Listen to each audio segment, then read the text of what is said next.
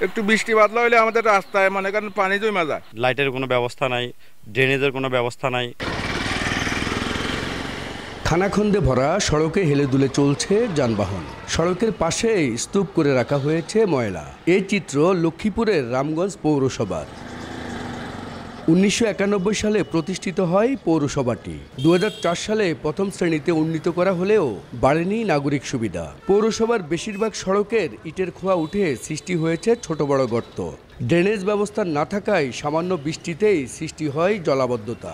নির্দিষ্ট কোনো ডাস্টবিন না থাকায় যত্রতত্র ফেলা হয় ময়লা আবর্জনা। রয়েছে বিশুদ্ধ খাবার পানির সংকটও। নিয়মিত পৌরকর দিয়েও সেবা না পেয়ে ক্ষুব্ধ পৌরবাসী। পানির লাইনটা আমাদের এখান থেকে উৎপাদিত, কিন্তু দেখা গেছে আমাদের আশেপাশে অনেক বাড়িতে আমরা পানির লাইন পাই নাই। কোনোরকম আটটা মারি, কিন্তু গাড়ি গেছে শরীর ব্যথা লাগে, বীজ ব্যথার ওষুধ কাম লাগে। একটু বৃষ্টি বাদলা হইলে আমাদের রাস্তায় মনে করেন পানি জমে যায়।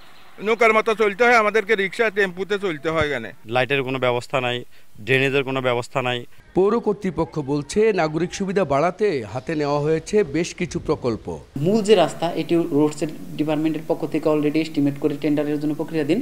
আর পৌরসভা থেকে ইউনিয়ন পর্যায়ের যে রাস্তাগুলো 25 থেকে 30 কোটি টাকার কার্যক্রম বা টেন্ডার কিন্তু চলমান, এবং কিছু কাজ কিন্তু অলরেডি দৃশ্যমান।